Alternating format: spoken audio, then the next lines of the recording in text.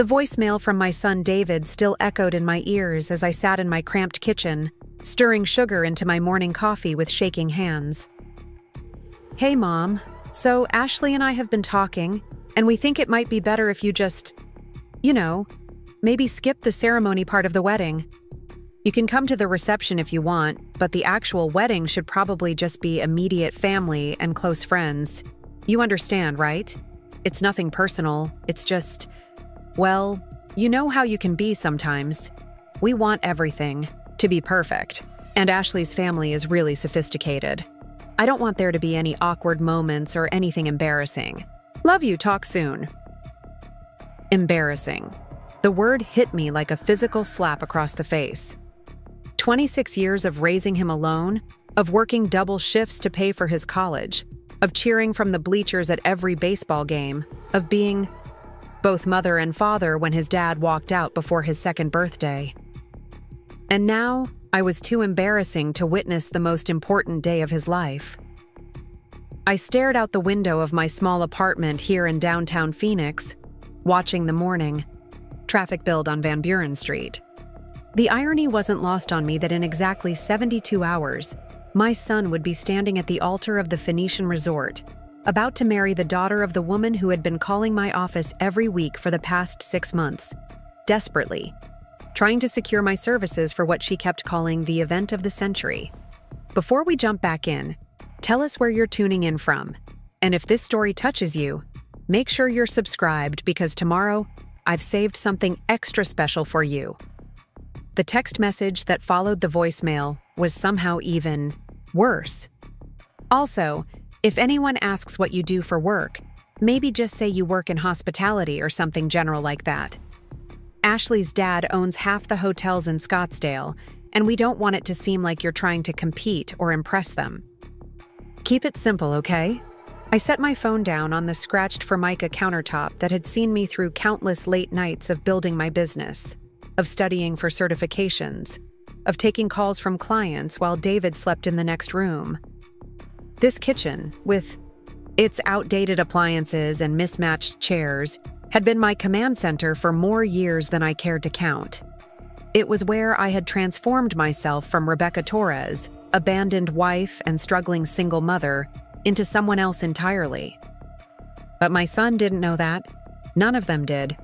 To David and his fiancée Ashley, I was just mom.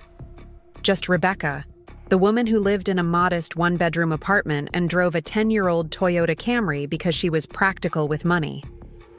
The woman who wore discount store dresses to family dinners and brought potluck dishes in disposable aluminum pans because she wasn't much of a cook. The woman who worked somewhere in the service industry and had never really been career-focused because she was too busy raising him. Every assumption they made about my life was carefully curated by my own silence. When David would introduce me to his friends from Arizona State University, he would say, "This is my mom. She works in hospitality."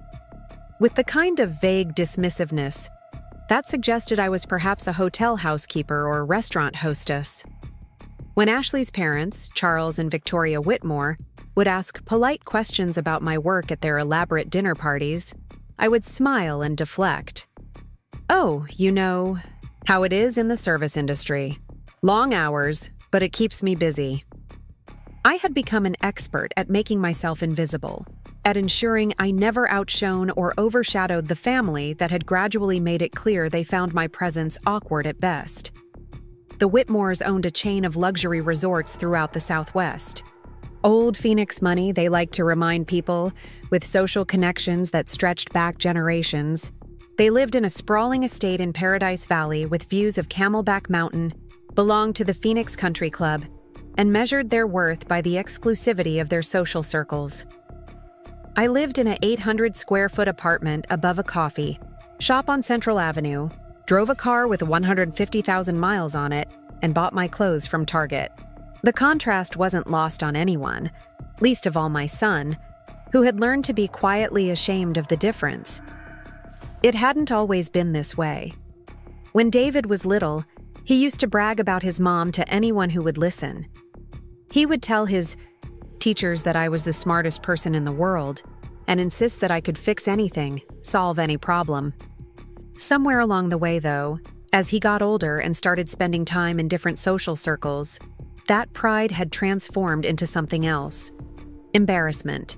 The desire to protect his new life from the reality of where he came from.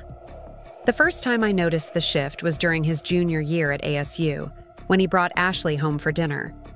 I had spent all day cooking his favorite meal, cleaning the apartment until it sparkled, and putting fresh flowers from the grocery. Store in a mason jar on the table. Ashley was beautiful, poised, and polite in the way that only comes from expensive finishing schools and debutante balls. She complimented my cooking, admired my small living space for being so cozy and efficient, and asked thoughtful questions about my work. But I caught the look that passed between her and David when she thought I wasn't watching. A quick glance that seemed to say, "Is this really where you grew up?" David's slight nod, his quick change of subject when she asked about my career, the way he hurried her out after dinner with apologies about having to study. The message was clear. This was a world he was eager to leave behind. The pattern continued through their 3-year relationship.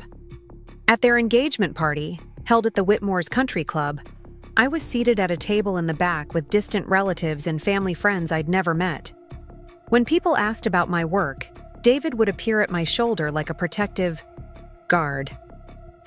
"Mom helps plan small events around town," he would say with a smile that didn't reach his eyes. "Nothing too fancy, just local stuff. She's always been more focused on family than career." I would nod and smile, playing my role perfectly. The devoted mother who had sacrificed her own ambitions for her child. The simple woman who was content with her simple life. The parent who was grateful just to be included in these sophisticated gatherings, even if she didn't quite belong. What none of them knew was that I had sacrificed everything for my career. Every dollar I made in those early years went back into building something bigger. Every connection I made, every skill I developed, every late night I spent learning the intricacies of my industry was an investment in a future I was determined to create for both of us. I had started with nothing but determination and a borrowed card table in this very apartment, making cold calls to potential clients while David slept in his crib beside me. The business I built from that card table was something I had never shared with my son. Not because I was ashamed of it, but because I had learned early on that he preferred his version of me. The simple mom who worked somewhere in hospitality and didn't complicate his new life with her own accomplishments. Over the years, it had become easier to let him believe what he wanted to believe than to force him to reconcile the mother he knew with the woman I had become in the professional world. Rebecca Torres, David's mom, lived in a small apartment and kept her head down. Preparing and narrating this story took us a lot of time, so if you are enjoying it, subscribe to our channel. It means a lot to us. Now back to the story. But Rebecca Torres, founder and CEO of Solstice Events, was someone else entirely. She was the woman who had planned corporate retreats for Fortune 500 companies, coordinated celebrity weddings that made the covers of magazines, and orchestrated charity galas that raised millions of dollars for causes across the Southwest. She was the woman whose client list read like a who's who of Phoenix society, whose events were featured in Arizona Highways and Phoenix Magazine, and whose reputation had made her the most sought-after event coordinator in the state. For 15 years, I had maintained this careful separation between my two lives. My son knew Rebecca the mother. My clients knew Rebecca the professional. Never the two worlds collided, and I had worked hard to keep it that way. It was easier for everyone if David's embarrassing mother stayed in her lane while Rebecca Torres built an empire in hers. But 3 months ago, something changed. Charles Whitmore called my office directly. Not David's mom, not the woman who brought store-bought cookies to family dinners. He called Solstice Events, asking for Rebecca Torres personally. "Miss Torres," his voice was tight with urgency and barely controlled panic. "I need your help. We have a situation with my daughter's wedding, and I'm told you're the only person in Phoenix who can handle this level of event planning on short notice." I had been in my real office then, the penthouse suite overlooking Scottsdale that served as headquarters for solstice events.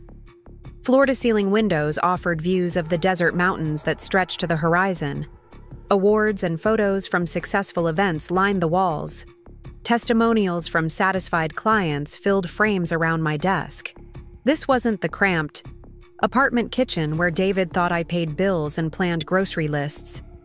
This was the nerve center of a business that employed 43 people and generated enough revenue to buy and sell Charles Whitmore's hotel chain twice over. "What kind of situation are we dealing with?" I asked, pulling up a new client file on my computer while maintaining the professional tone that had become second nature over the years. The venue canceled, some nonsense about a kitchen fire, and insurance liability. We're 3 months out from Ashley's wedding, and every decent location in Phoenix is already booked. We need someone who can work miracles, who has connections, who can make the impossible happen. Money is no object. Ashley, my future daughter-in-law, the woman who had spent 3 years looking at me with barely concealed pity, who had probably influenced David's decision to uninvite me from their ceremony. The wedding that was apparently too sophisticated for David's embarrassing mother to attend was the same wedding that Charles Whitmore was begging me to save. I could have told him, then, could have explained that he was asking his future son-in-law's mother to plan his daughter's wedding. Could have revealed the connection and watched him scramble to find someone else, anyone else, rather than admit he needed the help of the woman his family had been quietly patronizing for years. Instead, I found myself saying, "I'll need to meet with you and your wife this week to discuss details. My schedule is quite full, but I think we can work something out." It wasn't revenge I was planning. Not exactly. It was something more subtle, more satisfying. It was the opportunity to finally let both versions of myself exist in the same room and watch what happened when David's two worlds collided. The meeting was scheduled for the following Thursday at my office. I spent the intervening days planning exactly how this would unfold. I had learned to be strategic about everything over the years, to think several moves ahead in both business and life. This situation required careful handling. I wasn't interested in humiliating my son or destroying his relationship. I was interested in truth, in being seen clearly for once, instead of through the lens of shame and social anxiety that had colored every family interaction for the past 3 years. When Charles and Victoria Whitmore walked through the glass doors of Solstice events, their reaction was immediate and unmistakable. Victoria actually stopped walking, her Hermes handbag frozen in her manicured grip as she took in the space. Charles blinked several times, as if he couldn't quite process what he was seeing. They knew this office. They had been here before, for corporate events I had planned for their hotel chain. They had written checks to Rebecca Torres for 5-figure events without batting an eye. They had praised my work to their friends, recommended my services to their social circles, and treated me with the respect reserved for Phoenix's elite service providers. They had just never connected Rebecca Torres, successful businesswoman, with Rebecca Torres, David's embarrassing mother. "Mrs. Torres," Victoria's voice came out as barely more than a whisper. You're David's mother?" I stood behind my desk in the charcoal gray suit that had become my professional uniform, my dark hair pulled back in the sleek chignon that commanded respect in boardrooms across the city. The contrast between this version of myself and the woman who brought potluck dishes to their dinner parties couldn't have been more stark. "I am," I said simply, gesturing toward the conference table where my portfolios lay arranged with military precision. "Shall we discuss Ashley's wedding?" What followed was perhaps the most surreal business meeting of my career. Charles and Victoria sat in stunned silence as I laid out options they had never imagined possible. Private estates that weren't available to the public, but could be arranged through my connections. Catering from James Beard Award-winning chefs, who owed me favors from years of collaboration. Floral designs that would transform any space into something magical, Photography teams that usually worked with celebrities but would make exceptions for the right client. This wasn't the desperate scrambling of a family in crisis. This was Phoenix's premier event coordinator demonstrating exactly why her client list was invitation only, and her services came at premium rates. The budget, Charles finally managed to stammer. This level of coordination, these vendors, we never expected. I slid a contract across the polished mahogany table. Given our family connection, I'm prepared to offer you my friends and family rate. Though I should mention, you've been paying our standard corporate rates for your hotel events for the past 4 years. The silence that followed stretched, uncomfortably long. Victoria's carefully composed expression wavered between embarrassment and something that might have been respect. Charles cleared his throat several times before speaking. Rebecca, we had no idea. David never mentioned that you owned Solstice Events. We've worked with your company for years. The corporate retreat at the Grand Canyon, the hotel chain anniversary, celebration, the charity auction last spring. All coordinated by my team, yes, I confirmed. We appreciate your continued business. Another pause. Victoria leaned forward slightly, her diamond bracelet catching the afternoon light streaming through the windows. Why didn't you ever say anything? At family dinners when we asked about your work, you never mentioned. I chose my words carefully. David prefers to keep my professional life separate from family gatherings. I respect his wishes. The implication hung in the air between us. Not that I was ashamed of my success, but that my son was. Not that I was hiding my accomplishments, but that he was. The shift in their perception was almost visible, like watching pieces of a puzzle rearrange themselves into a completely different picture. Charles gathered himself first. Well then, it seems Ashley's wedding is in exceptionally capable hands. We're honored to have you coordinate the event. Victoria nodded, though she still looked slightly dazed. Rebecca, when this is all over, I think the 4 of us need to have a serious conversation. There are things that need to be addressed. After they left, I sat alone in my office as the sun set over the valley below. My phone had already started buzzing with text messages. Victoria, Rebecca, we owe you an enormous apology. This changes everything. Charles, I'm calling David tonight. This situation needs to be rectified immediately. But the call I was really waiting for came 2 hours later. David's name appeared on my phone screen, and I could hear the confusion and anger in his voice before he even spoke. Mom, what the hell is going on? Ashley's parents are acting completely weird. They're saying you own some big event planning company? They're talking about high-end corporate events and celebrity clients. What did you tell them? I kept my voice level, the same tone I used with difficult clients who needed to be managed carefully. I told them the truth, David. Something you apparently haven't been doing. What truth? You work in hospitality. You plan small local events. You've never mentioned owning a company or having celebrity clients or any of this. Because you asked me not to. Because every time my work came up in conversation, you would change the subject or minimize what I do. Because you made it clear that my professional life was an embarrassment to you. The silence on the other end of the line stretched long, enough that I wondered if the call had dropped. Finally, his voice came through, smaller and uncertain. I never said you were an embarrassment. You didn't have to say it, David. You've been showing it for 3 years. Another pause. Mom, I don't understand. If you really own this company, if you're as successful as Ashley's parents are saying, why do you live in that apartment? Why do you drive that old car? Why didn't you ever tell me? The question I had been dreading and anticipating in equal measure. How do you explain to your adult child that you've been living a lie by omission? How do you tell them that you've watched, then be ashamed of a version of you that wasn't even real? Because I've been putting every dollar back into building something that would last, I said finally. because I wanted to make sure you had every opportunity, every advantage I could give you, and because somewhere along the way I realized you preferred the version of me that didn't complicate your new life. That's not... I never...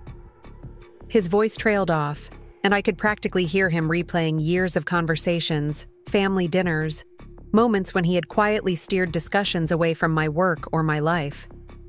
David, in 3 days, I'm going to coordinate the most beautiful wedding Ashley could have imagined.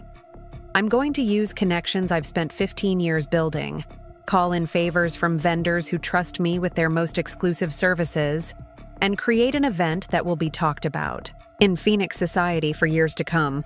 And I'm going to do it as a gift to your future wife, because that's what mothers do for their children, even when those children are ashamed of them. The words hung between us like a challenge. In 72 hours, every assumption David had made about my life was going to be displayed in front of 300 guests. There would be no more hiding, no more careful separation between his embarrassing mother and the woman I had become in the professional world. For the first time, in 3 years, both versions of Rebecca Torres were going to exist in the same space, and my son was about to learn that the woman he had been too embarrassed to invite to his wedding was the same woman who was going to make that wedding possible. The next morning brought a flurry of activity that I had orchestrated with the precision of a military campaign. My team at Solstice Events moved like a well-oiled machine, transforming the impossible into the inevitable. Phone calls were made to vendors who normally required months of advance notice.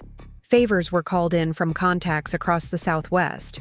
Contracts were negotiated and signed with the efficiency that had built my reputation as the miracle worker of Phoenix event planning. But beneath the professional calm, a storm was brewing in my personal life that threatened to upend everything I had carefully constructed over the past 15 years. The pattern of dismissal hadn't started with Ashley's family.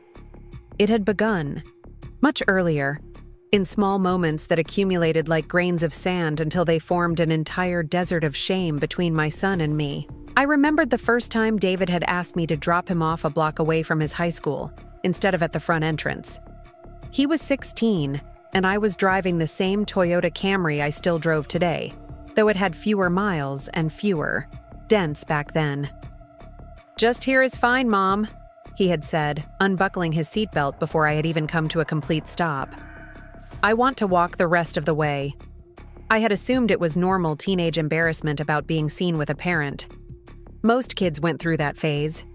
But when I saw him later that week, animatedly talking to a group of classmates about their parents' careers, lawyer and doctor and business owner rolling off his tongue with easy pride, I noticed he never mentioned what I did. When asked directly, he would mumble something about customer service and quickly change the subject. It was around that time that I made the decision to compartmentalize my life completely. David would know Rebecca the mother, the woman who packed his lunches and helped with homework and cheered from the stands at his baseball games. The professional world would know Rebecca Torres, the entrepreneur who was rapidly becoming one of the most influential event coordinators in the Southwest.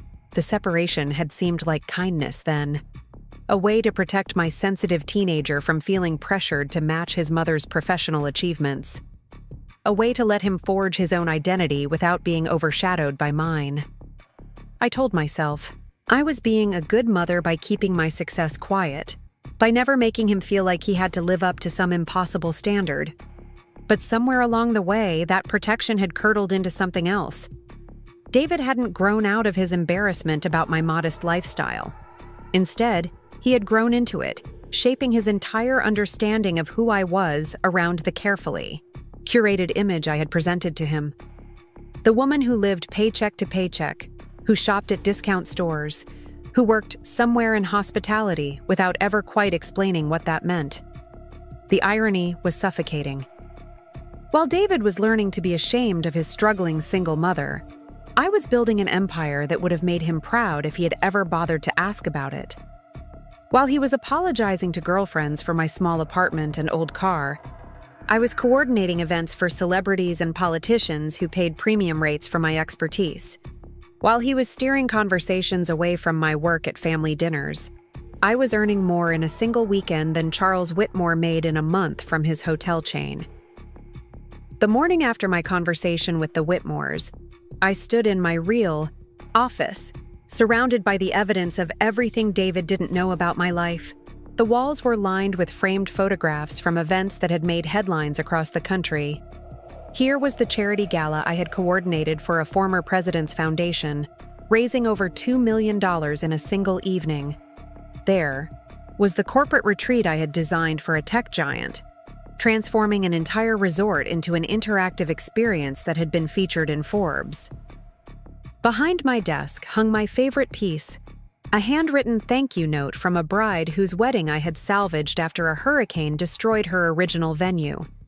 "You didn't just save our wedding," she had written. "You created magic from disaster." Magic from disaster. That had become my specialty over the years, though I was beginning to wonder if I had spent so much time creating magic for others that I had forgotten to work any for myself. My assistant knocked on the door, pulling me from my thoughts. Maria. Gonzalez had been with me for 8 years, rising from receptionist to my right hand through a combination of talent, dedication, and an intuitive understanding of how to manage both clients and crises. She was one of the few people who knew about David, though she had never met him. In all the years she had worked for me, my son had never once visited my office. "Rebecca, I have the preliminary vendor confirmations for the Whitmore wedding," she said, settling into the chair across from my desk with a thick folder. "Also, there's something we need to discuss about the timing of certain revelations." Maria was nothing if not diplomatic, but I could hear the concern in her voice. She had fielded enough family-related calls over the years to understand the delicate balance I maintained between my professional and personal lives. When Charles Whitmore had called asking for Rebecca Torres personally, she had been the one to take the message, having no idea that the desperate father of the bride was also my future in-law. "What kind of revelations?" I asked, though I had a feeling I already knew. "The kind where your son finds out that his mother has been planning events for half of Phoenix's social elite while he's been telling people she works in customer service," Maria said dryly. "Rebecca, I've seen you handle hostile takeovers of corporate events and bridezillas who could make grown men cry. But this situation has you rattled in a way I've never seen before." She was right, of course. In my professional life, I was known for my unflappable calm under pressure.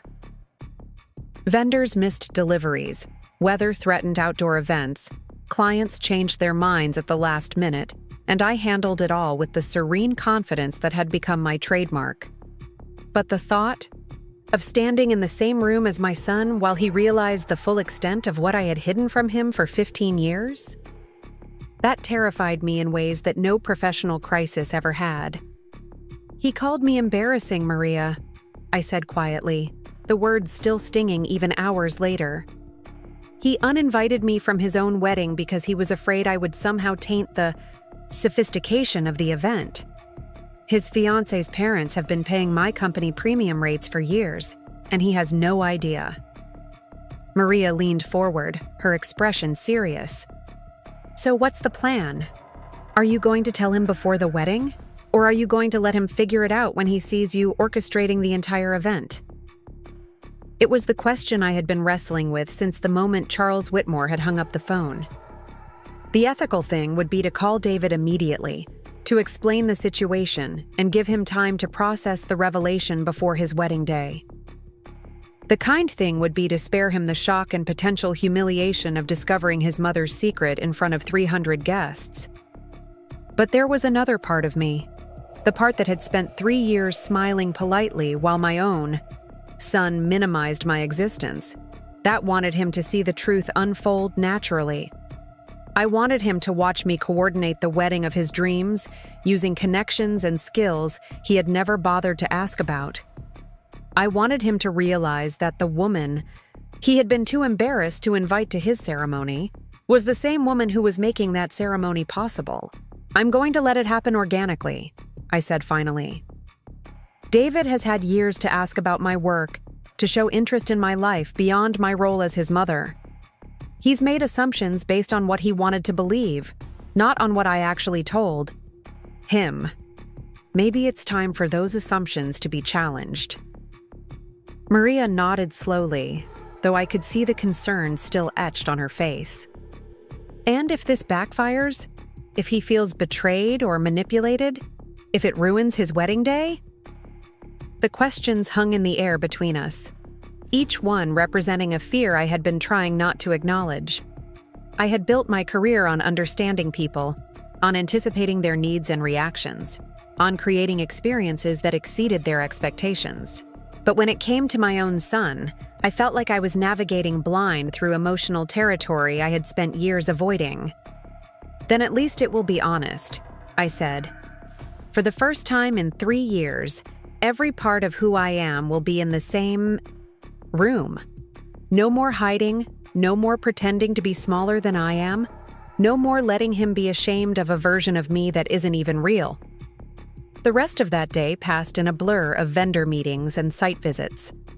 The Phoenician Resort, where the ceremony would take place, was one of my favorite venues in the city.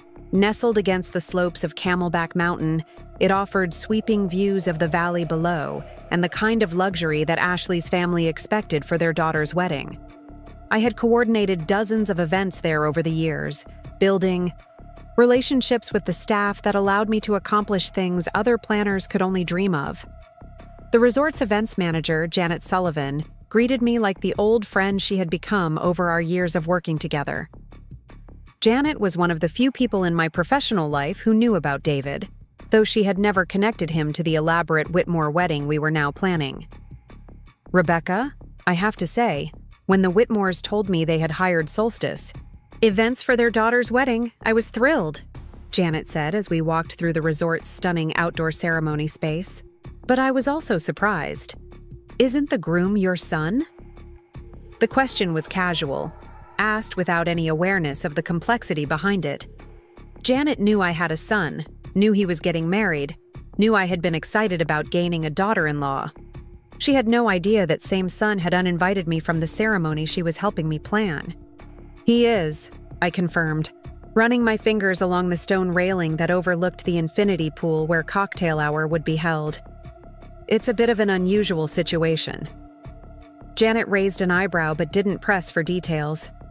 One of the things I appreciated about our working relationship was her ability to focus on the logistics without getting tangled in the personal drama that often surrounded high-end events. Still, I could see the questions in her eyes, the professional curiosity about how family dynamics would play out during the actual event. "Well, I'm sure it will be beautiful," she said diplomatically. "Your events always are. And having the mother of the groom as the coordinator certainly adds an interesting element to the planning process." If only she knew just how interesting it was going to be. The venue selection had been strategic on my part.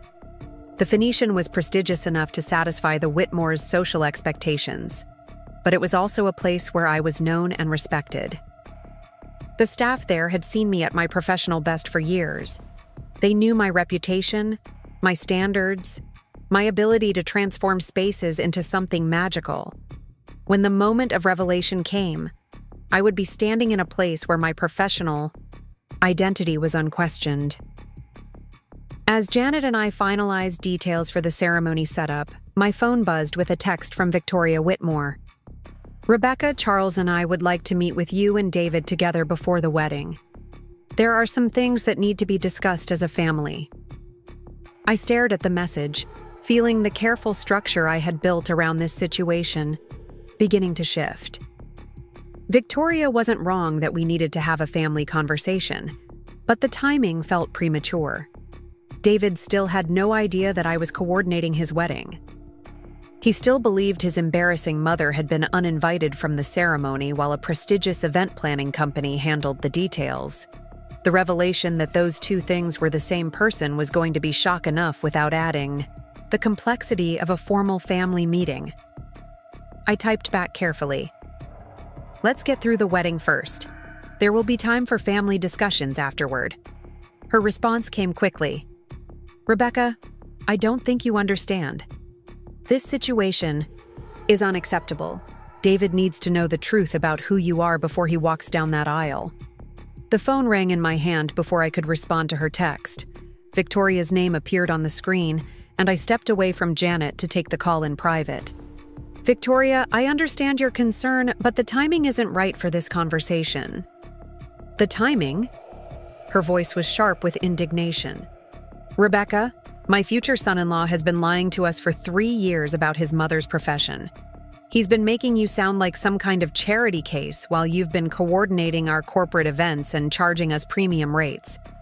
The timing for this conversation was 3 years ago. I felt a flare of anger at her characterization of the situation. David hadn't been lying exactly. He had been operating from incomplete information I had chosen not to correct. But Victoria's outrage on my behalf was both touching and infuriating. Where had this protective instinct been during the 3 years when her family had been treating me like an awkward addition to their sophisticated gatherings? Victoria, David doesn't know because I chose not to tell him. This isn't about him lying to you. This is about family dynamics that are more complicated than they appear on the surface. More complicated? Her voice rose slightly. Rebecca, you've been planning multi-million-dollar events while living in a tiny apartment and driving a car that's older than my youngest grandson. You've been letting us treat you like you needed our charity while you've been running circles around every other event planner in Phoenix. How is that not about pride and deception on everyone's part? The accusation stung because it contained just enough truth to be uncomfortable. I had been living below my means, choosing to reinvest every dollar back into my business rather than upgrading my lifestyle. I had been allowing the Whitmores to treat me with polite condescension, while secretly knowing I could buy and sell their hotel chain without breaking a sweat. I had been playing a role that had become increasingly uncomfortable as my professional success grew, but the reasons for those choices were more complex than Victoria could understand from the outside. Every dollar I hadn't spent on a bigger apartment or a newer car had gone toward building something lasting, something that could provide security not just for me, but for David's future. Every moment I had spent allowing his new family to patronize me had been a choice to protect his relationship with Ashley, to avoid creating conflicts that might damage his happiness. Victoria, I appreciate your concern, but this is between David and me. The wedding will proceed as planned, and afterward, we'll handle the family conversations that need to happen. There was a long pause on the other end of the line. When Victoria spoke again, her voice had shifted from anger to something that sounded almost like pleading. Rebecca, I'm worried about Ashley. She's been so excited about having you more involved in the family, about building a relationship with David's mother. If she finds out at the wedding that everything she thought she knew about you was incomplete, it's going to feel like we've all been playing some kind of elaborate game with her emotions. The concern for Ashley was valid, and it added another layer of complexity to an already fraught situation. My future daughter-in-law had been nothing but kind to me, even if that kindness had been tinged with the sort of gentle pity reserved for unfortunate relatives who needed to be handled with care. She had made genuine efforts to include me in wedding planning discussions, asking my opinions on details while carefully avoiding any topics that might make me feel inadequate compared to her family's resources. How would Ashley react when she realized that the woman she had been protecting from feelings of inadequacy was actually the most successful event planner in the state? Would she feel betrayed by the deception, or would she understand the complex family dynamics that had created this situation? Ashley will be fine, I said, hoping I sounded more confident than I felt. She's marrying David, not me. Our relationship will evolve naturally as she gets to know who I really am. After ending the call with Victoria, I stood alone on the terrace of the Phoenician, looking out over the valley where I had built my career and my reputation. The city sprawled below me, dotted with venues where I had created magic for other families, other celebrations, other people's most important moments. In 72 hours, I would be creating that magic for my own son, whether he wanted me to or not. The wind picked up, carrying with it the scent of desert flowers and the distant sound of traffic from the streets below. Somewhere out there, David was going about his normal routine, preparing for his wedding day, completely unaware that his entire understanding of his mother's life was about to be turned upside down.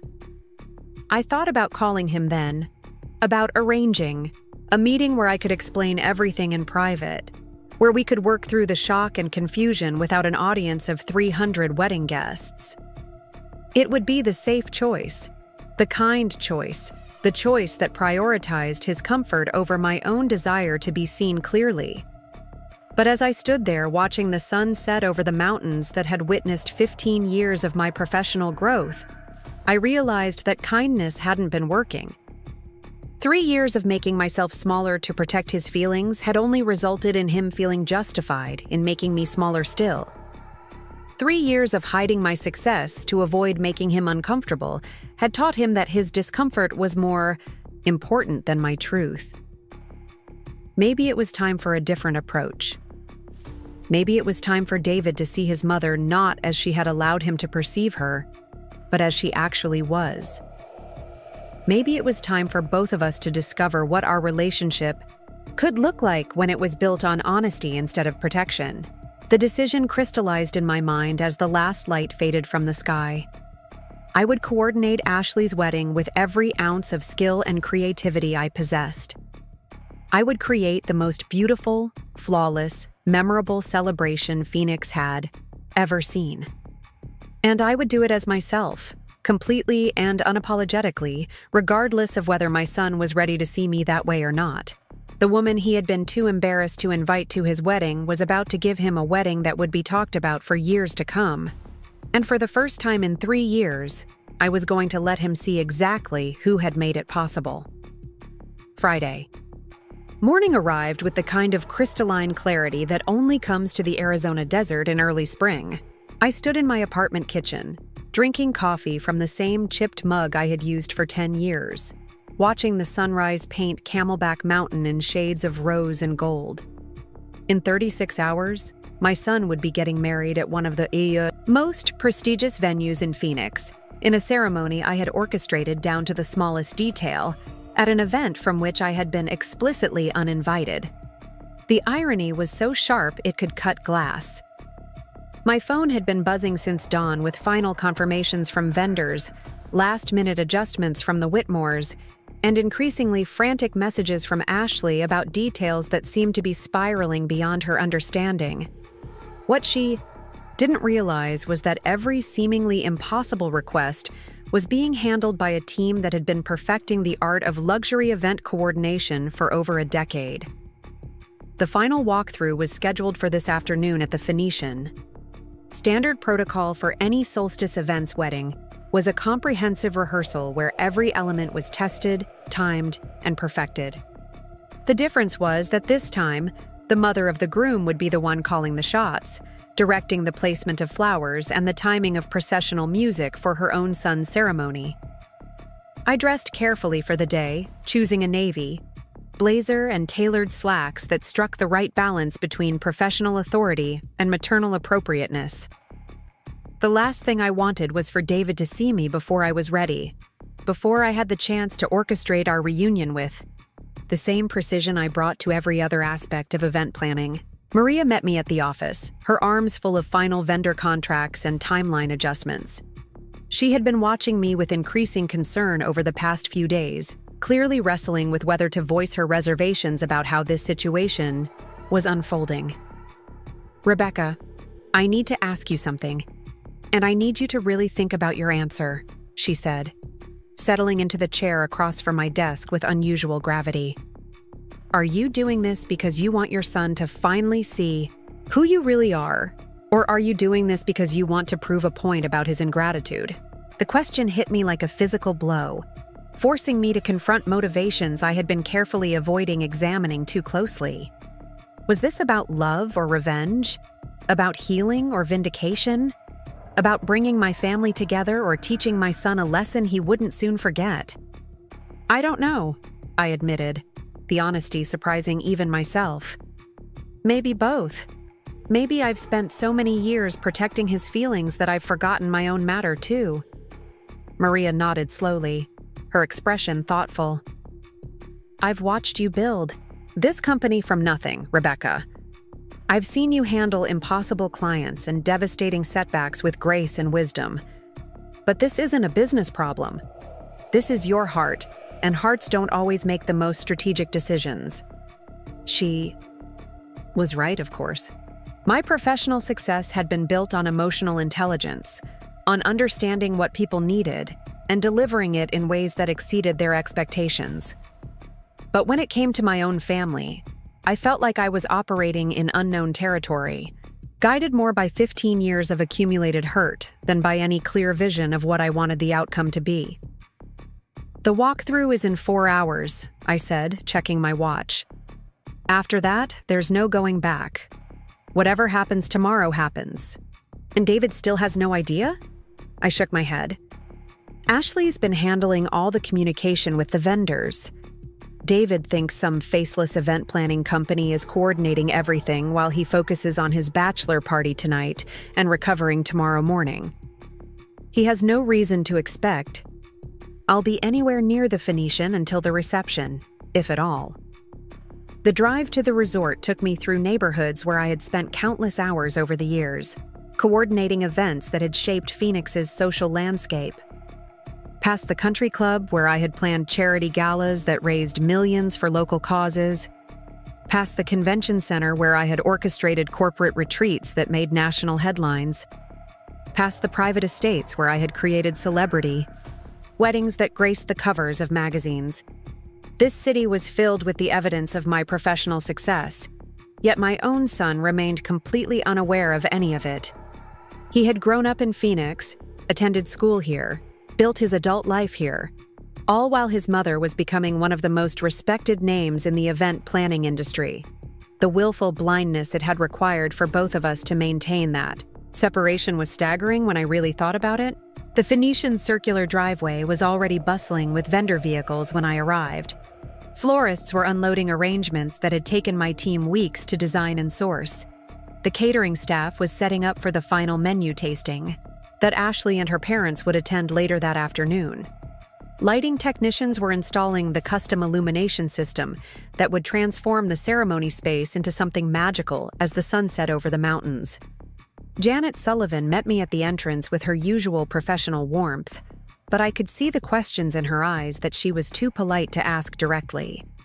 The situation was unusual enough to attract attention even from staff who were accustomed to handling the complexities of high-end events. Rebecca, everything is proceeding perfectly, she said, falling into step beside me as we walked toward the ceremony site. Though I have to say, I've never coordinated a wedding where the mother of the groom was also the event planner. Are there any special considerations I should be aware of? Special considerations. If only she knew that the special consideration was that the mother of the groom had been explicitly uninvited from the ceremony she was now orchestrating. That the groom had no idea his embarrassing mother was the same Rebecca Torres whose events he had probably read about in Phoenix magazine. Without ever making the connection, just treat it like any other solstice events wedding, I said, hoping my voice sounded steadier than I felt. Professional standards apply regardless of personal relationships. The ceremony space was even more beautiful than I had envisioned during the planning stages. The arch where David and Ashley would exchange vows was adorned with white roses and desert wildflowers, creating a stunning contrast against the red rock backdrop of Camelback Mountain. The seating was arranged to take advantage of the natural acoustics of the space, ensuring that every guest would be able to hear their vows clearly. String lights had been woven through the surrounding trees, ready to create a canopy of stars when darkness fell. It was perfect. It was everything Ashley had dreamed of, and more than David had probably imagined possible. And it was all being created by the woman he had been too embarrassed to include in the guest list. My team moved through the space with practiced efficiency, making final adjustments to floral arrangements and testing the sound system that would carry the processional music. I watched them work with the kind of professional pride that had sustained me through 15 years of building this business. These people were the best in their fields, and they had chosen to work with me because they respected what I had built and what I could offer them in return. Mrs. Torres? One of the lighting technicians approached with a question about the timing of the sunset illumination. Should we program the system to begin the transition at 7:15 or wait until 7:30? I pulled out my phone to check the weather forecast, calculating the exact moment when the natural light would fade enough to make the artificial lighting most effective. This was the kind of detail that separated good event planning from extraordinary event planning, the attention to timing and atmosphere that my clients paid premium rates to secure. 7:22, I said after a moment's consideration. The sun will be behind the mountain by then, but there will still be enough ambient light to create the transition we want. The technician nodded and made notes on his tablet. Around us, the other vendors continued their preparations, each playing their part in creating what would be the most beautiful wedding Phoenix had seen this year. And at the center of it all stood the mother who had been deemed too embarrassing to witness her son's vows. My phone buzzed with a text from Ashley. "Rebecca, the flowers are absolutely stunning.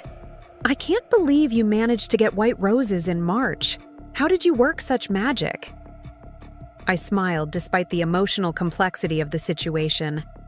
Ashley's enthusiasm was genuine and infectious, reminding me why I had fallen in love with event planning in the first place.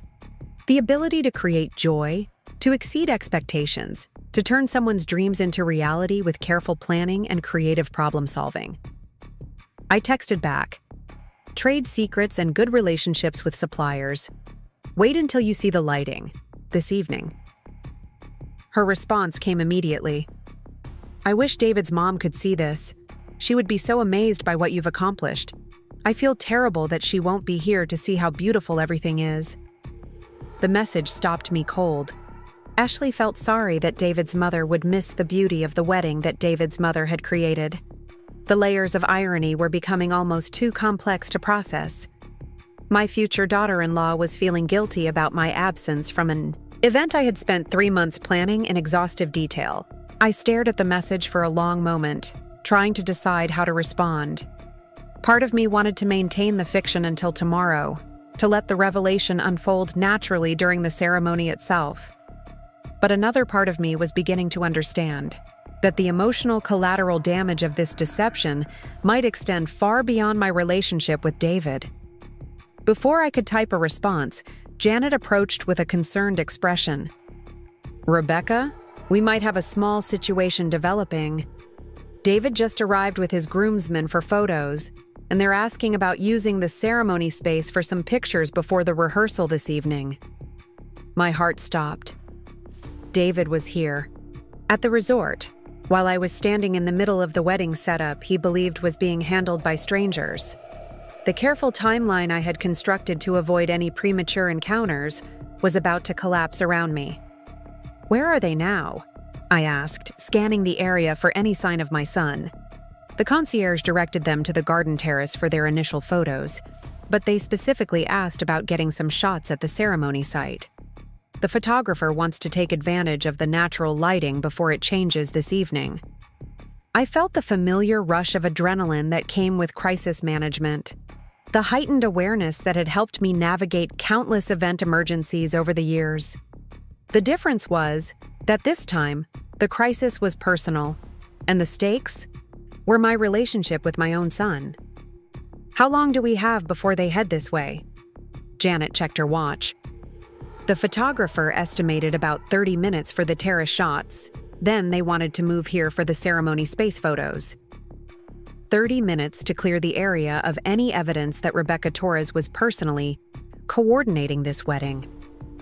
30 minutes to ensure that when David arrived at his ceremony site, he would see only the beautiful setup that Ashley's family had somehow arranged, not the mother he had uninvited orchestrating every detail. I looked around at my team, still working diligently to perfect every element of tomorrow's ceremony. The lighting technicians were adjusting the angle of the uplights that would illuminate the arch. The florists were making final touches to arrangements that had taken days to design and source. The sound engineers were testing microphone placement to ensure perfect acoustics for the exchange of vows. All of this would have to be paused, hidden, reorganized to protect the fiction that David preferred to live with. The fiction that his mother was too insignificant to be involved in the most important day of his life, while strangers created the magic he would remember forever. "Everyone, listen up," I called out, my voice carrying the authority that had learned to command attention in crisis situations. "We need to clear the ceremony site temporarily. The wedding party is coming for photos, and we want to maintain the element of surprise for tomorrow." It wasn't entirely a lie. Wedding couples often preferred not to see the final setup until their actual ceremony, wanting to preserve the emotional impact of walking into a transformed space. But in this case, the surprise I was trying to preserve was far more complex. My team moved with practiced efficiency, covering floral arrangements with protective cloth, moving lighting equipment to less visible positions, ensuring that the UDE space looked beautiful, but not obviously in the middle of professional setup. Within 20 minutes, the ceremony site had been transformed from an active work zone into a naturally gorgeous outdoor space that could pass for minimally decorated venue. I retreated to the resort's business center, a quiet space with windows that offered a view of the ceremony area while keeping me safely out of sight. From there, I could watch my son experience the space I had created for him without him knowing I was anywhere nearby. They appeared right on schedule, David looking handsome in his casual clothes, laughing with his groomsmen as the photographer directed them into various poses. He stood at the arch where he would exchange vows tomorrow, his face animated with excitement and anticipation.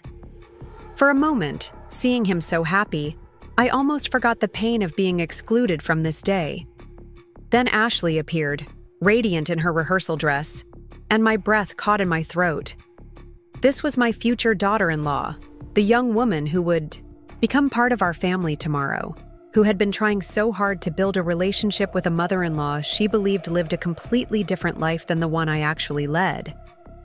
I watched them pose together under the arch I had designed, surrounded by flowers I had selected, in lighting I had specified to create exactly this kind of magical moment. The photographer was capturing images that would become family heirlooms, memories of the day when David and Ashley committed their lives to each other in a ceremony that exceeded every dream they had shared during the planning process. And I was watching it all from hiding, like a stranger peering into someone else's happiness. The emotional impact of that realization hit me like a physical blow. This was wrong. Not just the deception, not just the elaborate fiction I had constructed around my professional involvement, but the fundamental separation between my role as David's mother and my role as the person creating the most important day of his life. Mothers weren't supposed to watch their children's wedding preparations from hiding. Mothers weren't supposed to be professional strangers at their own family celebrations. Mothers weren't supposed to be too embarrassing to include in the joy they had spent months creating. My phone buzzed with another message from Ashley. "The ceremony site is even more beautiful than I imagined. David is almost crying just standing there. I can't wait for tomorrow. I just wish his mom could see how perfect everything is going to be." I stared at the message, then at the scene unfolding in front of me through the window. David and Ashley holding hands under the arch where they would be married tomorrow, surrounded by beauty that had been crafted specifically for them, believing that some anonymous team of professionals had created this magic without any personal investment in their happiness. For 15 years, I had been building a business that specialized in creating perfect moments for other families. I had made it possible for countless couples to have weddings that exceeded their dreams, for families to celebrate milestones in settings that would be remembered forever, for organizations to host events that advanced their missions and brought people together in meaningful ways. But when it came to my own family, I was hiding in a business center, watching my son's happiness through a window, excluded from the very joy I had spent 3 months orchestrating. The decision crystallized in my mind as I watched David spin Ashley around under the arch, both of them laughing with the kind of uninhibited happiness that comes with anticipating a perfect future. I was done hiding. I was done pretending to be smaller than I was. I was done protecting my son from the reality of who his mother had become. Tomorrow, when David walked down that aisle to marry the woman he loved, he was going to discover that the mother he had been too embarrassed to invite was the same person who had made his perfect wedding possible. And for the first time in 3 years, he was going to see Rebecca Torres exactly as she was, without apology or diminishment. The woman he had called embarrassing was about to give him something to really remember. Saturday morning dawned with the kind of perfection that event planners dream about but rarely achieve. Clear skies stretched endlessly over the Valley of the Sun, with temperatures that would peak in the mid-70s just as the ceremony began. No wind to disturb the floral arrangements, no clouds to threaten the outdoor photography, no weather-related complications to add stress to what was already the most emotionally complex day of my professional career. I woke before dawn in my small apartment, not from anxiety, but from the internal clock that had been trained by 15 years of coordinating events where every detail mattered. The final day of any major event always brought a particular kind of energy, a combination of excitement and vigilance that kept me alert to every possibility, every potential complication that could arise. This morning was different, though. This morning, I wasn't just coordinating an event. I was orchestrating a revelation that would fundamentally change my relationship with my son, for better or worse. I made coffee in the same chipped mug I had used yesterday, standing at my kitchen window watching the sun rise over the mountains where David would be married in 12 hours.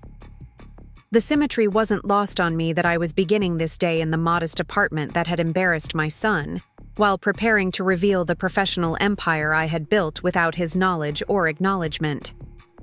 My phone buzzed with the first of what would be dozens of vendor check-ins throughout the morning, the florist confirming delivery times, the caterer requesting final guest count adjustments, the photographer asking about preferred angles for the processional shots.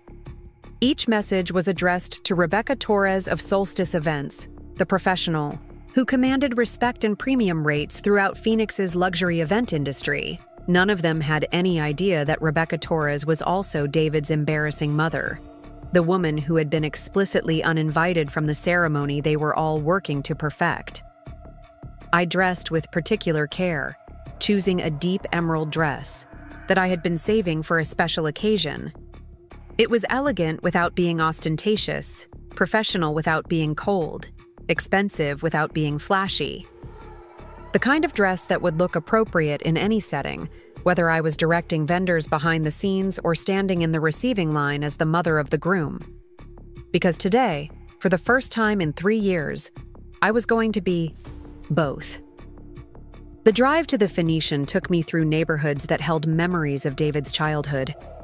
Past the elementary school where I had volunteered for every field trip and fundraiser, usually the only single mother among couples who had the luxury of flexible schedules.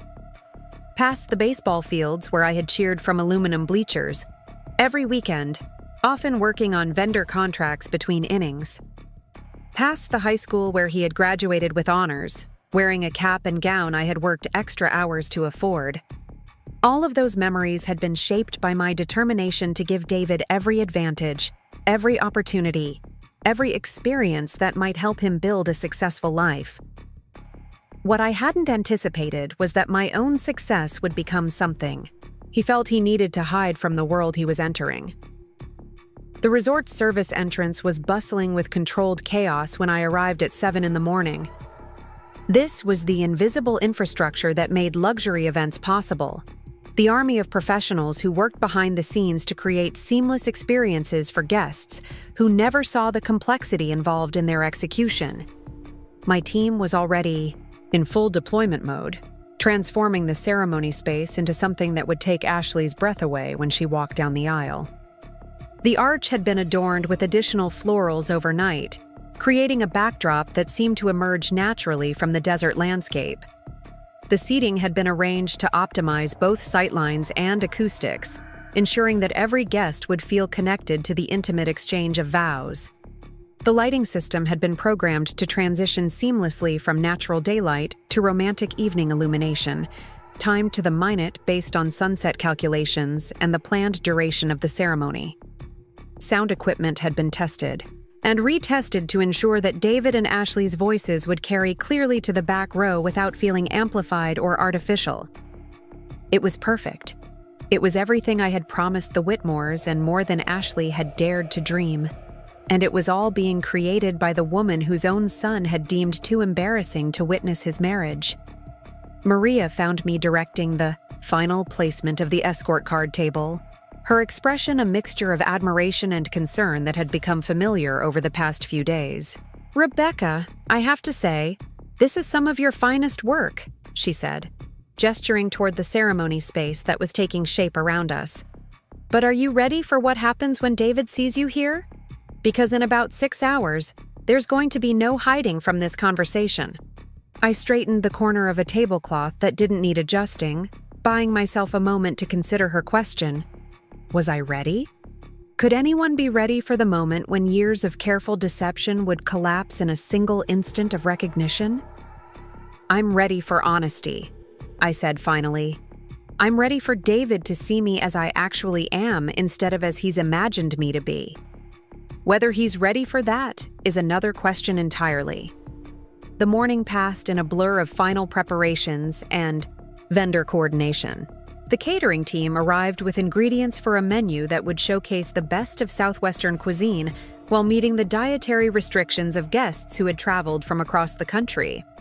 The photography crew set up equipment for capturing every moment of a day that would be remembered and discussed for years to come.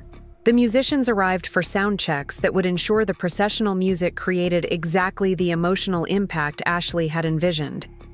Each element was falling into place with the precision that had become my trademark in the industry. But underneath the professional calm, I could feel the emotional earthquake that was building toward the moment when my two worlds would finally collide. At noon, I received a text from Victoria Whitmore that made my stomach clench with anticipation. "Rebecca, Charles, and I are arriving early to see the final setup. We want to make sure everything meets the standards we've come to expect from Solstice events." They were coming to inspect my work, these people who had spent 3 years treating me like a charity case while paying premium rates for my professional services. They would walk through the ceremony space I had created and judge it according to standards they believed I could never meet, not knowing that I had set those standards for the entire Phoenix event planning industry. I was adjusting floral arrangements when I heard familiar voices approaching the ceremony space. Charles and Victoria Whitmore, dressed in the understated luxury that marked Phoenix's old money families, walking with the confidence of people, accustomed to having their expectations exceeded by service providers who competed for their business. They stopped short when they saw me directing the placement of additional seating for guests who had confirmed attendance that morning. For a moment, neither of them seemed able to process the image of David's supposedly struggling mother orchestrating their daughter's wedding with the authority of someone who owned the entire operation. "Rebecca," Victoria's voice was barely above a whisper. You're actually here, directing everything." I turned to face them with the professional composure that had carried me through thousands of client interactions over the years. "Good afternoon, Charles, Victoria. I wanted to personally ensure that every detail meets your expectations for Ashley's day." Charles looked around the ceremony space, taking in the floral arrangements that had been sourced from specialty growers across 3 states, the lighting system that would create magic when the sun set behind the mountains, the seating arrangements that had been calculated to optimize both intimacy and visibility for 300 guests. "This is extraordinary," he said, his voice filled with genuine awe. "Rebecca, this is beyond anything we imagined possible. Even knowing your company's reputation, Ashley deserves nothing less than perfection on her wedding day," I replied. the same words I had spoken to hundreds of other parents who had entrusted me with their most important family celebrations. Victoria stepped closer, her expression shifting from amazement to something that looked like shame. "Rebecca, we owe you an apology that goes far beyond anything we said yesterday. We've been treating you like someone who needed your charity instead of someone whose services you were purchasing," I finished gently. "It's understandable. David has been very careful to manage how much you know about my professional life." The words hung in the air between us, a diplomatic way of acknowledging the complexity of family dynamics without assigning blame to anyone in particular. But Charles wasn't willing to let the responsibility slide away so easily. "David has been lying to us," he said, bluntly. "For 3 years, he's been making you sound like someone who barely gets by, while you've been running the most successful event planning company in the Southwest. That's not managing information, Rebecca. That's deliberate deception." I felt a flash of protectiveness toward my son, even in the midst of my own hurt and frustration. David believes what he's chosen to believe based on the information I've given him. He sees me living in a small apartment and driving an old car, and he's drawn conclusions that seem logical from his perspective. "But you've been living below your means to build your business," Victoria said, understanding dawning in her voice. "You've been reinvesting everything back into creating something bigger, something lasting." "And David never bothered to ask about the details," I confirmed. He was comfortable with his assumptions, and I was comfortable letting him make them rather than forcing him to confront a reality that seemed to make him uncomfortable. We were interrupted by the arrival of the wedding party for their final preparations. Ashley appeared first, radiant in a flowing rehearsal outfit, followed by her bridesmaids chattering excitedly about the beauty of the ceremony space. The energy was infectious, the kind of joyful anticipation that reminded me why I had fallen in love with wedding planning in the first place. "Mrs. Torres," Ashley called out when she spotted me, her face lighting up with genuine pleasure. "Everything is even more beautiful than I dreamed. Thank you so much for making this perfect." She moved toward me as if to embrace me, then seemed to remember the professional distance that typically existed between event coordinators and family members. The hesitation was brief but telling, a reminder of the complex boundaries I had created between my professional and personal identities. "You're very welcome, Ashley," I said, stepping forward to close the distance between us. "You're going to be a beautiful bride." The conversation was interrupted by the sound of masculine laughter approaching from the direction of the resort. David and his groomsmen were returning from whatever final bachelor celebration they had planned for the afternoon, their voices carrying the easy camaraderie of young men anticipating one of the best days of their lives. My heart began racing as I realized that the moment I had been both dreading and anticipating for months was finally approaching. In seconds, David would walk into the ceremony space and see his embarrassing mother directing the final preparations for his wedding, wearing a dress that cost more than he probably imagined I made in a month, commanding the respect of vendors who treated her as the industry expert she was. Victoria and Charles seemed to realize the significance of the moment as well. They moved subtly to positions where they could observe David's reaction, their expressions a mixture of curiosity and concern about how their future son-in-law would handle the revelation that was about to unfold. Ashley was still chattering excitedly about details of the ceremony when David appeared at the edge of the space, his laughter dying mid-sentence as he spotted a familiar figure among the wedding vendors. For a long moment, he simply stared, his brain apparently unable to process the image of his mother orchestrating his wedding preparations. "Mom?" His voice cracked slightly on the word, carrying a note of confusion that made him sound like the uncertain teenager he had been when this dynamic first began. "What are you doing here?" The question hung in the air between us, loaded with years of assumptions and carefully maintained fictions. I could feel the attention of everyone present focusing on this moment, waiting to see how I would explain my presence at an event from which I had been explicitly excluded. I straightened my shoulders and looked directly at my son, meeting his confused gaze with the confidence that had built my professional reputation. "I'm coordinating your wedding, David. I'm Rebecca Torres of Solstice Events, and I've spent the past 3 months planning every detail of the most important day of your life." The silence that followed was deafening. David's face cycled through a series of expressions as he processed the implications of what I had just revealed. Confusion gave way to shock, shock to disbelief, disbelief to a dawning understanding of just how thoroughly his assumptions about my life had been wrong. You own Solstice Events?" His voice was barely a whisper now, the reality of the situation beginning to penetrate his initial shock. "I founded it 15 years ago," I confirmed, my voice steady despite the emotional magnitude of the moment. "I've been building it while you were growing up, using connections and skills you never bothered to ask about to create something that could provide security for both of us." Ashley's hand flew to her mouth as she realized the full scope of what was being revealed. "David, your mother is Rebecca Torres?" "The Rebecca Torres. She's planned events for celebrities, for politicians, for—" She trailed off, looking between David and me with an expression of amazement. "She's planned events for us," Charles said quietly, his voice carrying a weight of meaning that made David turn to look at him sharply. "For our hotel chain, for our corporate functions. We've been paying her company premium rates for years, never realizing she was the woman you described as working somewhere in hospitality." The impact of his future father-in-law's words hit David like a physical blow. I could see him struggling to reconcile the mother he thought he knew with the professional reality that was surrounding him. The modest apartment, the old car, the careful deflections about my work, all of it was suddenly recontextualized in light of what he was learning.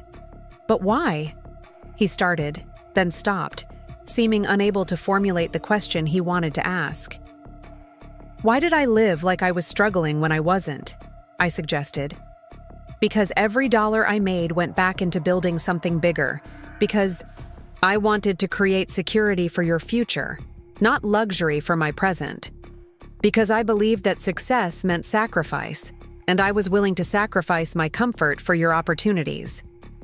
"No," David said, his voice gaining strength as he found his footing in the conversation. "Why didn't you tell me? Why did you let me think? Why did you let me be ashamed of you when you were building all of this?" The question I had been dreading and preparing for in equal measure. How do you explain to your adult child that you had been protecting them from a reality you thought they couldn't handle? How do you admit that you had chosen to be misunderstood rather than risk being rejected for who you actually were? "Because you seemed more comfortable with the version of me that didn't complicate your new life," I said softly. "Because when you started college and began moving in different social circles, you made it clear that my professional success was something you preferred not to discuss. Because I thought I was being a good mother by making myself smaller so you could feel bigger." The words hung between us like a bridge across years of misunderstanding and careful deceptions. David's face was cycling through emotions too complex to name, while Ashley stood beside him looking like she was watching her understanding of her future family completely reorganize itself. "I never asked you to make yourself smaller," David said, his voice thick with emotion. "I never wanted you to be ashamed of what you'd accomplished." "You didn't have to ask," I replied. "You just had to cringe every time someone mentioned my work. You just had to change the subject when people asked about my career. You just had to introduce me as someone who works in hospitality, instead of someone who owns the most successful event planning company in the state." The accusation hit its mark. David's face flushed with recognition and shame as he realized the impact of behaviors he had probably dismissed as minor social management. Around us, the wedding preparations continued as vendors who knew nothing about our family drama focused on creating perfection for the ceremony that would begin in a few hours. "I was scared," David admitted, his voice breaking slightly. "I was scared that Ashley's family would think I was trying to impress them, or compete with them if they knew how successful you were. I was scared they would expect me to be something I wasn't because of what you had accomplished. The honesty in his admission cut through my anger and hurt like sunlight through storm clouds. This wasn't just about shame or embarrassment. This was about a young man who had felt overwhelmed by his mother's success and had chosen to hide it rather than figure out how to live up to it. "David," Ashley said softly, moving to take his hand. "My parents have been working with your mother's company for years. They've always talked about Rebecca Torres with incredible respect. If anything, knowing she was your mother would have made them think more highly of you, not less." "She's right," Victoria confirmed, stepping forward with an expression of gentle reproach. "We've been singing Rebecca's praises at dinner parties for years, talking about her creativity and professionalism and the way she manages to exceed every expectation. If we had known she was your mother, we would have been even more impressed with the family you came from." David looked around the ceremony space, really seeing it for the first time. The floral arrangements that perfectly captured Ashley's vision while working within the natural beauty of the desert setting. The lighting that would transform the space into something magical as the sun set. The seating arrangements that would ensure their vows were heard clearly by every guest.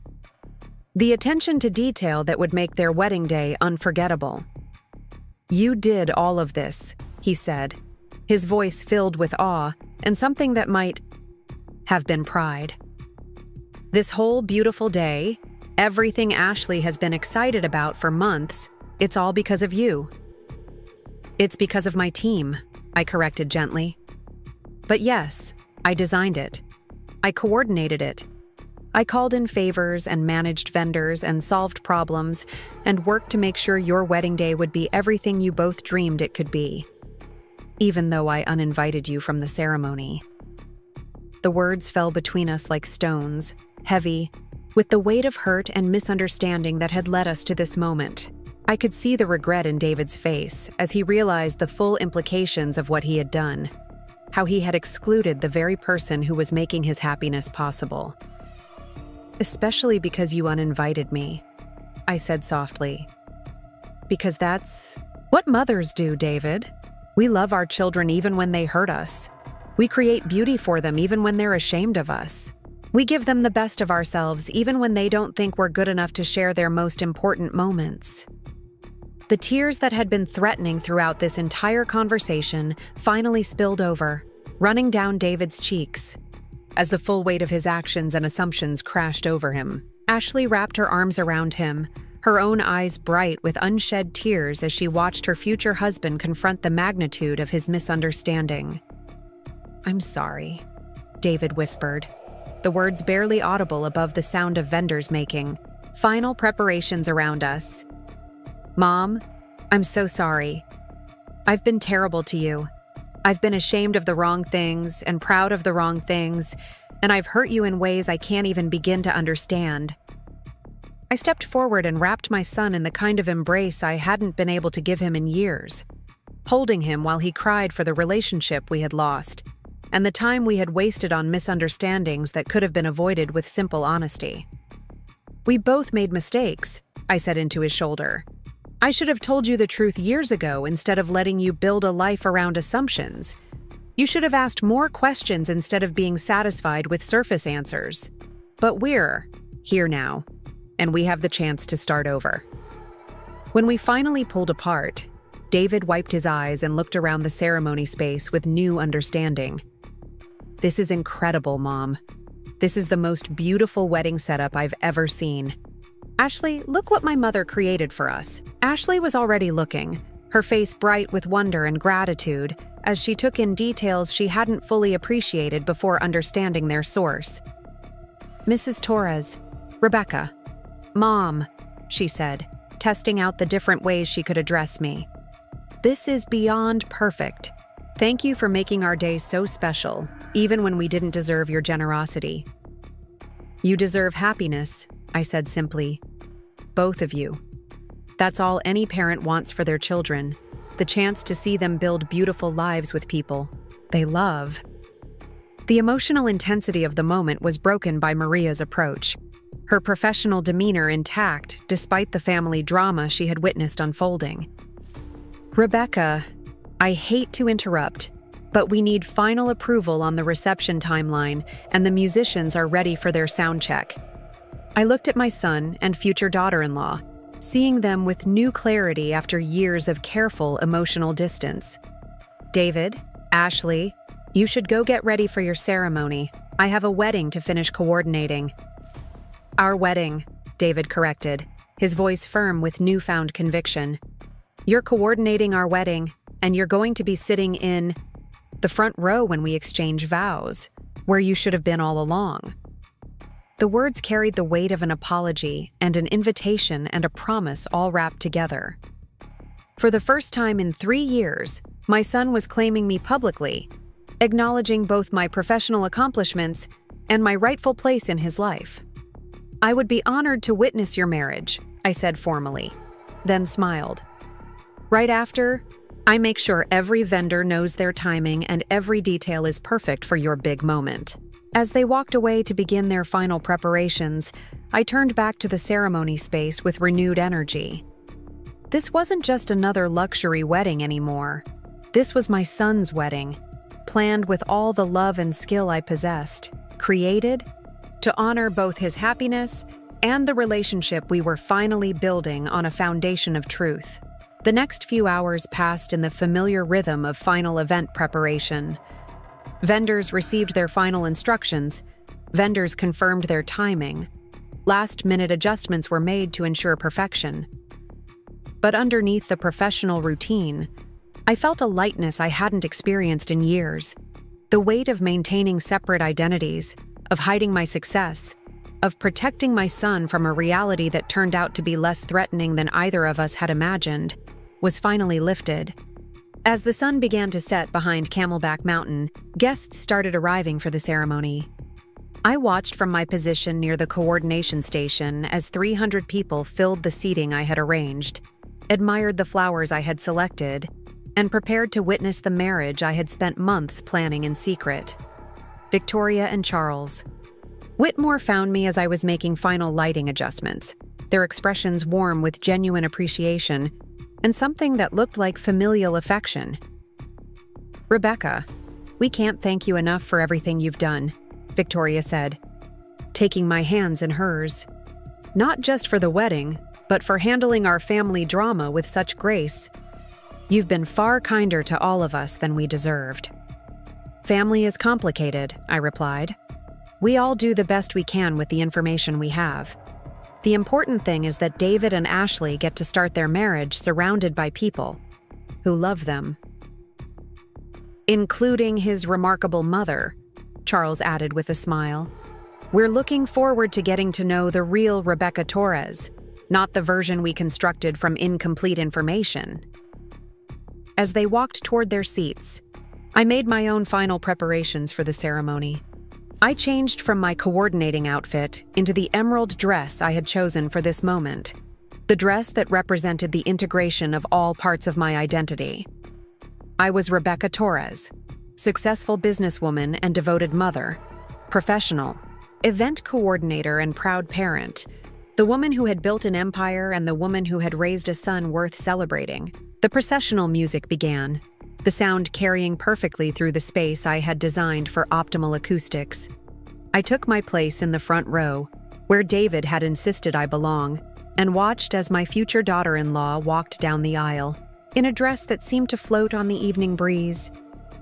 But the moment that took my breath away was when David appeared, handsome in his tuxedo, his eyes finding mine immediately in the crowd.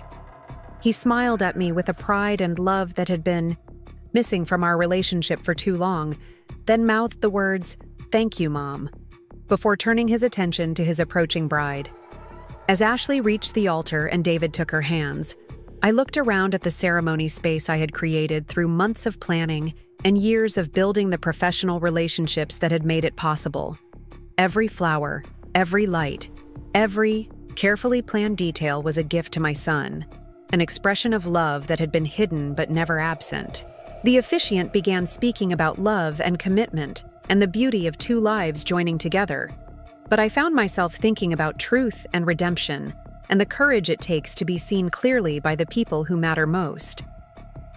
David had been afraid of being overshadowed by my success, while I had been afraid of being rejected for it. We had spent 3 years protecting each other from truths that turned out to be far less dangerous than the lies we had been telling ourselves. When David and Ashley exchanged vows, promising to love and support each other through all of life's challenges, I felt tears streaming down my face. Not just for their happiness, but for the family we were becoming, built on honesty instead of assumptions, pride instead of embarrassment, truth instead of carefully maintained fictions. As the ceremony concluded and David kissed his new wife, the lighting system I had programmed began its transition to evening illumination. The arch where they stood was surrounded by what looked like falling stars, creating a moment of magic that would be remembered and photographed and talked about for years to come. But the most magical moment came when David and Ashley turned to face their guests as husband and wife, and David's eyes found mine in the front row. He smiled at me with pure joy and mouthed the words, "I love you, Mom," before beginning the recessional. That would take them to the reception I had planned with equal care and attention. As the guests moved toward cocktail hour, Victoria Whitmore approached me with tears in her eyes. "Rebecca, this has been the most beautiful wedding I've ever attended. Ashley looks radiant. David looks happier than I've ever seen him. And the whole event has been flawless from start to finish." "It was my pleasure," I replied, meaning it completely. There's nothing more satisfying than creating perfect moments for people you love. "And we do love you," Victoria said, surprising me with the warmth in her voice. "You're family now, and we want to start fresh. No more assumptions, no more social awkwardness, no more treating you like anything other than the accomplished, successful woman you've always been."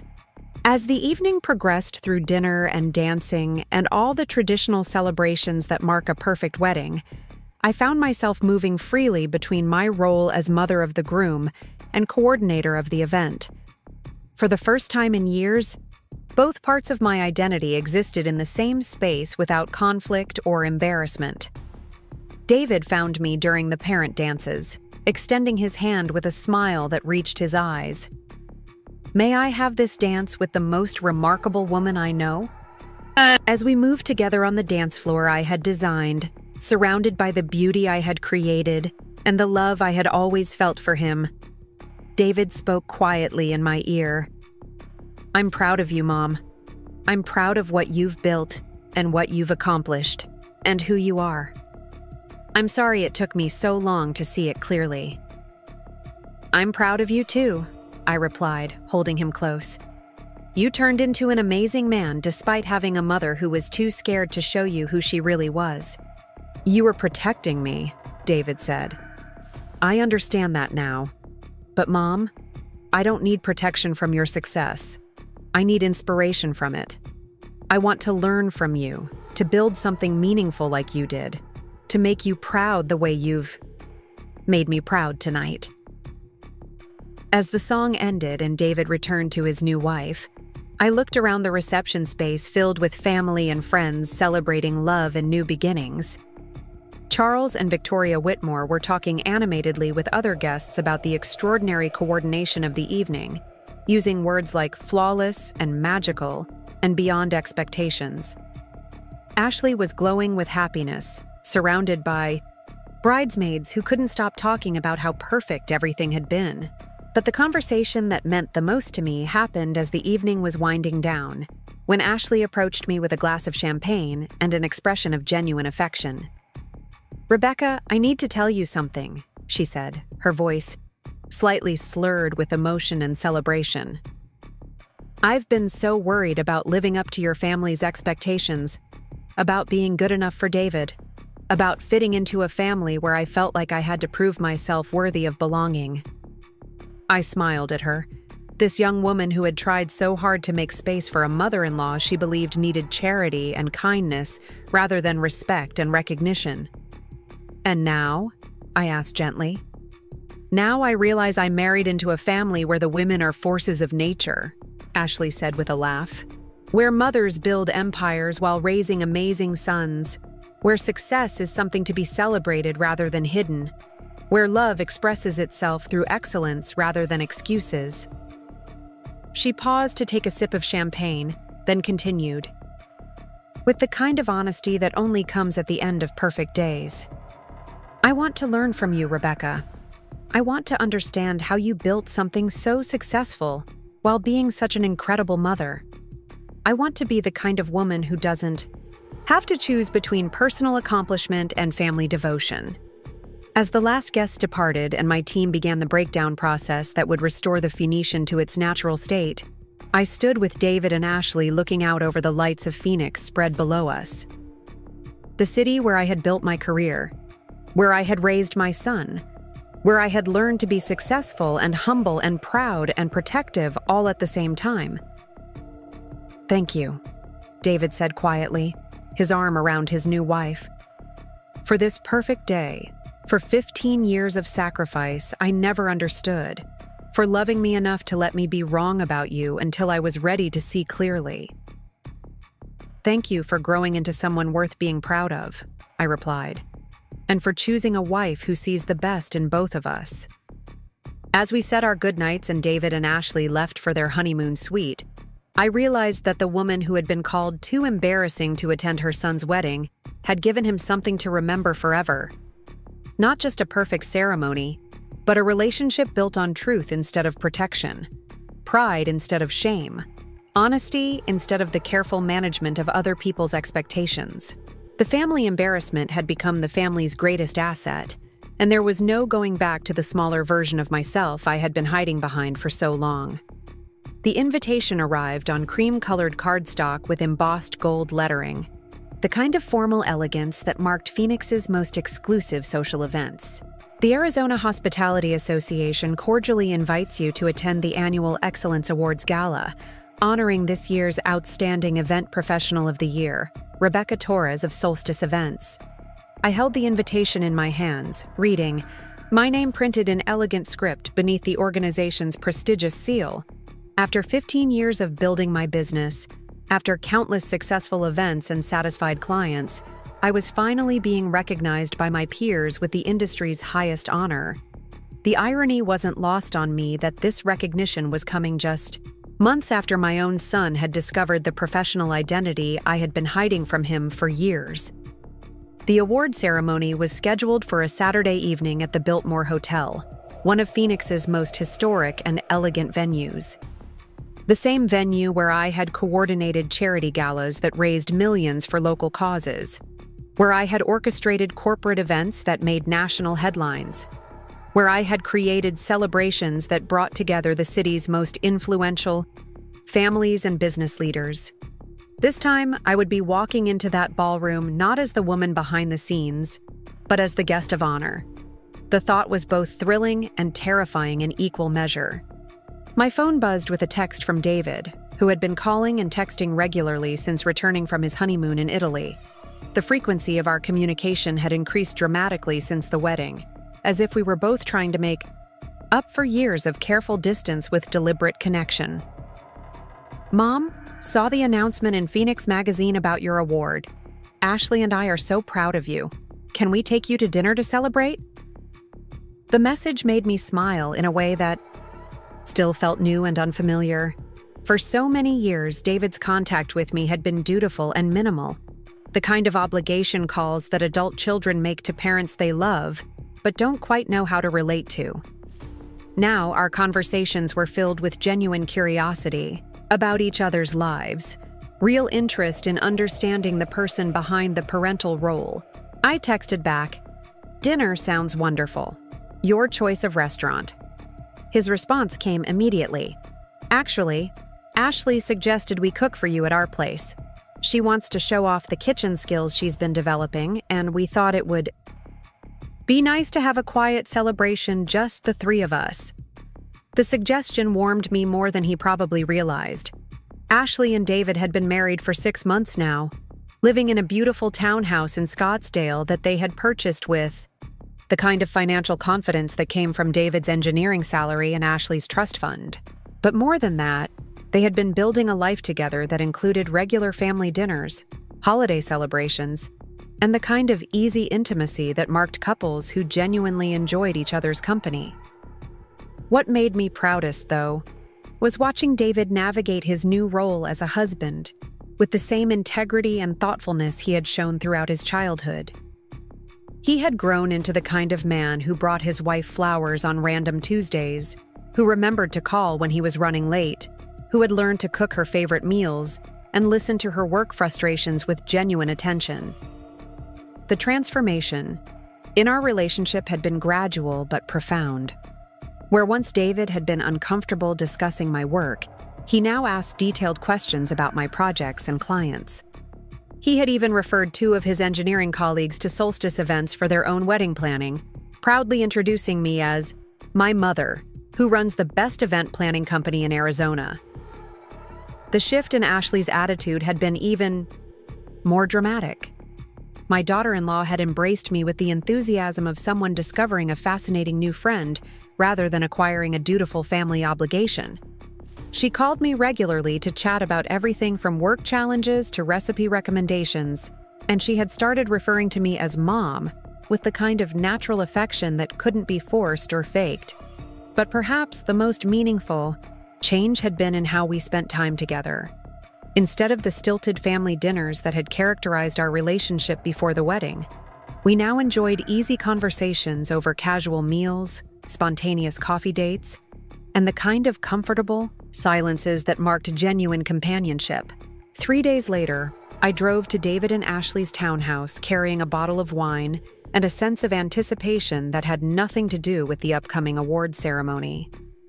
The routine of family dinner had become one of my favorite parts of each week, a chance to see my son and daughter-in-law in their own environment, building the kind of life together that made all the challenges of parenting feel worthwhile. Ashley met me at the door with a hug that had become natural over the past months. No longer the careful embrace of someone navigating uncertain family dynamics. She looked radiant in the way that young wives often do when they're settling into married life, glowing with the contentment that comes from building something meaningful with someone you love.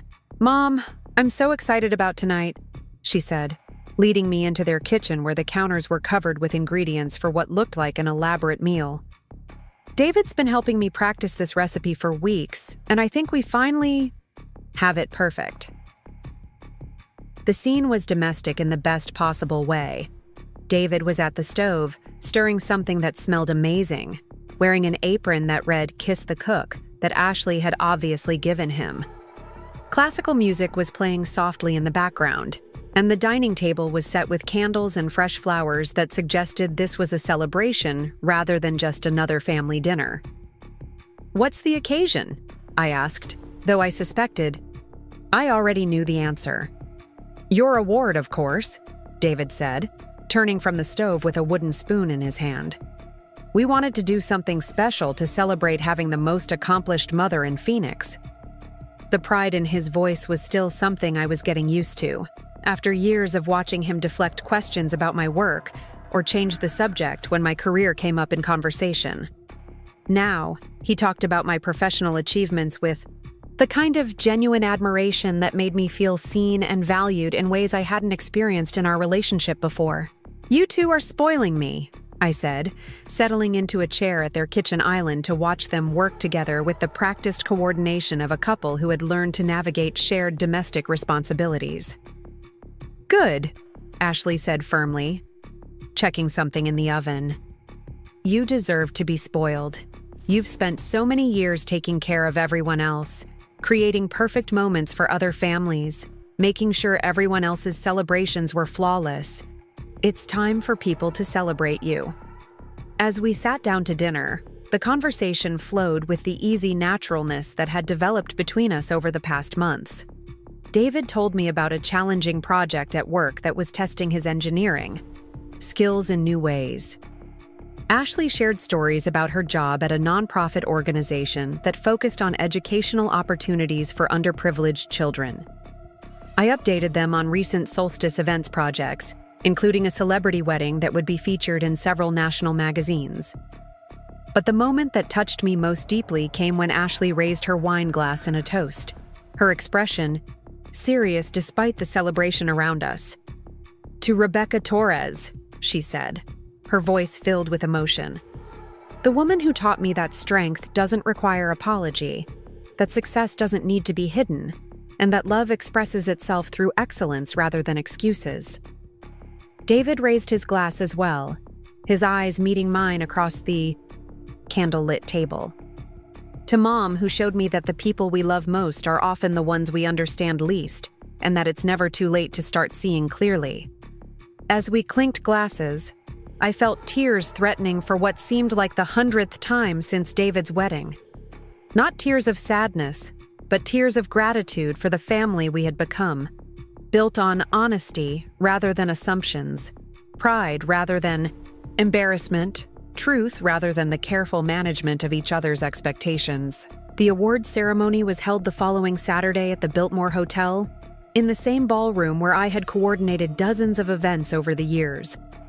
Walking into that space as the guest of honor rather than the coordinator felt surreal in the best possible way. I was wearing a midnight blue gown that I had purchased specifically for the occasion, the kind of dress that commanded attention and respect rather than trying to blend into the background. David and Ashley accompanied me as my guests, both of them dressed in formal attire that made them look like the successful young couple they were becoming. David wore a tuxedo with the confidence of someone who belonged in elegant settings, while Ashley was radiant in a silver dress that complemented her natural beauty. But what made the evening truly special was the way they introduced me to other guests throughout the cocktail hour. Not as David's mom or Ashley's mother-in-law, but as Rebecca Torres of Solstice Events, with voices filled with genuine pride and admiration. The recognition from my peers was gratifying in ways I hadn't anticipated. Colleagues who had been competitors for years offered congratulations with genuine warmth. Vendors who had worked with me on countless events shared stories about my professionalism and creativity. Clients whose most important celebrations I had orchestrated expressed gratitude that went far beyond the thank you notes I had received over the years. But the moment that meant the most came when I was called to the stage to accept the award. As I walked across the ballroom toward the podium, I spotted David and Ashley at their table, both of them applauding with the kind of enthusiastic support that left no doubt about their feelings. Standing at the microphone, looking out at an audience filled with the most respected professionals in Phoenix's hospitality industry, I felt a sense of completeness that had been missing from my life for years. This wasn't just recognition for my professional achievements. This was validation of the choice I had made 15 years ago to build something meaningful, something that could provide security and opportunity for my family while contributing positively to my community. "Thank you for this incredible honor," I began, my voice carrying clearly through the ballroom's excellent acoustics. When I started Solstice Events 15 years ago, I was a single mother with big dreams and very little except determination. I wanted to create something lasting, something that could provide for my son's future while allowing me to contribute to the joy and celebration that marks life's most important moments. I paused, finding David and Ashley in the audience, both of them watching me with expressions of complete attention and support. What I didn't anticipate was how much this work would teach me about the importance of being seen clearly by the people who matter most. For too many years, I allowed professional success and personal relationships to exist in separate worlds, thinking I was protecting the people I loved from expectations they couldn't meet. What I learned, sometimes painfully, is that love requires honesty, that family relationships thrive on truth rather than protection, and that the greatest gift we can give each other is the courage to be our authentic selves. The applause that followed was warm and sustained, but I could see that David was crying, his face filled with emotion as he processed the public acknowledgement of lessons we had learned together over the past 6 months. This award belongs not just to me, but to the team at Solstice Events who make magic possible every day, to the clients who trust us with their most important celebrations, and to the family who taught me that success means nothing if it can't be shared with the people you love most. As I left the stage with the Crystal Award in my hands, I felt David's arms around me in a fierce hug that said everything words couldn't express. Ashley joined us, and for a moment we stood together in the ballroom where I had created countless, perfect moments for other families, finally experiencing our own perfect moment as a family built on mutual respect and genuine affection. The celebration continued late into the evening, with colleagues and clients offering congratulations and sharing stories about events I had coordinated over the years.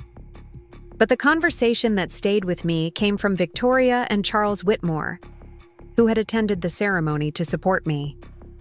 "Rebecca, we owe you an apology that goes far beyond anything we've said before," Victoria began, her voice filled with the kind of sincerity that can only come from genuine self-reflection.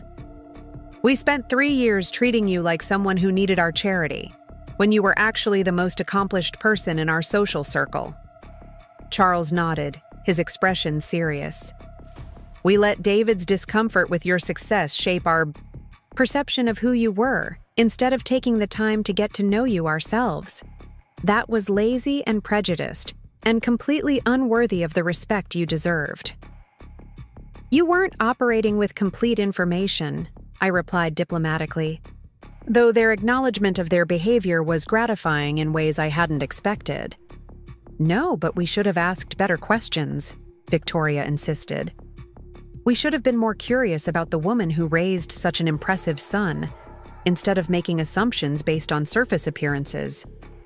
The conversation reminded me of how much had changed in our family dynamics over the past 6 months. Victoria and Charles had made genuine efforts to include me in their social circle as an equal rather than a charity case. They invited me to dinner parties where I was introduced as a successful businesswoman rather than David's struggling mother. They asked for my professional advice on their own events and referred clients to Solstice events with genuine enthusiasm. Most importantly, they had embraced their role as Ashley's parents and my co-in-laws with the kind of warmth and respect that made family gatherings enjoyable rather than endurable. The transformation had been so complete that sometimes I had to remind myself of how uncomfortable those early family dinners had been, when I had felt like an outsider being tolerated rather than a valued member being welcomed. As the evening wound down and guests began to depart, David and Ashley insisted on driving me home, both of them still glowing with pride over the recognition I had received. The conversation during the drive was filled with plans for future celebrations, discussions about upcoming family holidays, and the kind of easy intimacy that marked relationships built on genuine affection rather than obligation. When we reached my apartment building, David surprised me by asking if he could come up for a few minutes. It had been months since he had visited my home, the modest space that had once been a source of embarrassment for him, but now seemed to hold different meaning. "I want to see something," he said as we climbed the stairs to my second-floor apartment. "I want to look at this place with new eyes, understanding what you were really doing all those years when I thought you were just getting by." Inside my small but comfortable living space, David moved slowly through rooms that suddenly looked different to him.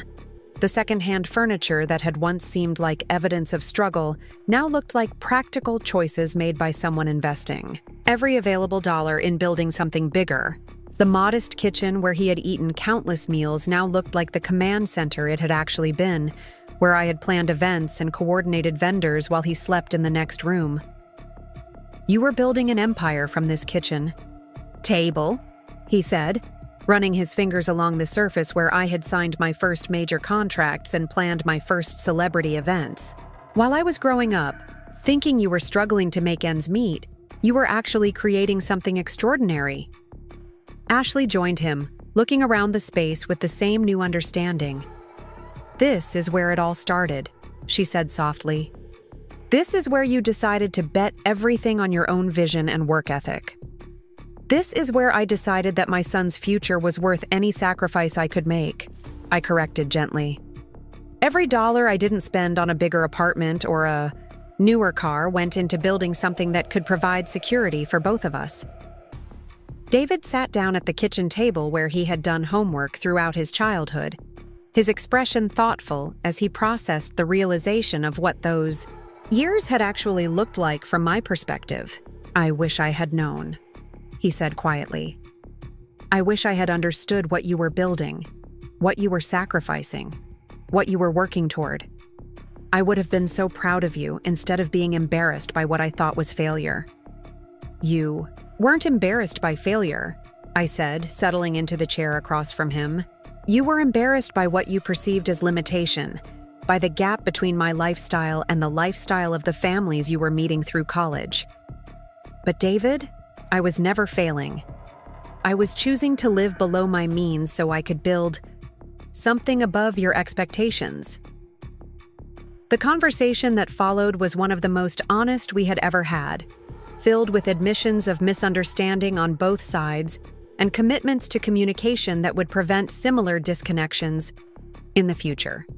David talked about the pressure he had felt to fit into social circles where wealth and status were assumed, where parents were expected to provide certain kinds of advantages that he thought were beyond my reach. I shared my own fears about overwhelming him with expectations, about creating pressure to match achievements that had taken me decades to build. I explained how I had thought I was protecting him from feeling inadequate by keeping my success quiet, when in reality, I was denying him the chance to feel proud of what his mother had accomplished. Ashley listened to both of us with the kind of thoughtful attention that made me grateful David had chosen such a wise and compassionate partner. When we finally finished processing years of misunderstanding, she offered observations that helped both of us see our relationship with greater clarity. "You were both trying to protect each other from expectations that turned out to be less scary than the secrets you were keeping," she said with the wisdom of someone observing family dynamics from the outside. "David was trying to protect you from social judgment, and Rebecca was trying to protect David from achievement pressure. But neither of you needed that kind of protection." She was right, of course. The truth had turned out to be far less complicated than the elaborate fiction we had maintained for years. David's friends and colleagues were impressed rather than intimidated by my success. My clients and peers respected rather than judged the choices I had made to prioritize family alongside career achievement. The fear of not being accepted for who we really were had kept us from discovering that acceptance was more readily available than either of us had imagined. As David and Ashley prepared to leave that evening, my son embraced me with the kind of fierce affection that had been missing from our relationship for too long. "I love you, Mom," he said, his voice thick with emotion. "I love who you are, what you've built, how you've lived your life. I'm proud to be your son, and I'm proud to tell everyone about the incredible woman who raised me." Watching them walk to their car, hands linked in the comfortable gesture of couples who have learned to navigate life together, I felt a sense of completion that had nothing to do with professional awards or industry recognition. My son had grown into a man worth being proud of, partnered with a woman who brought out his best qualities, building a life that honored both individual achievement and shared commitment. The family embarrassment had become the family's greatest asset.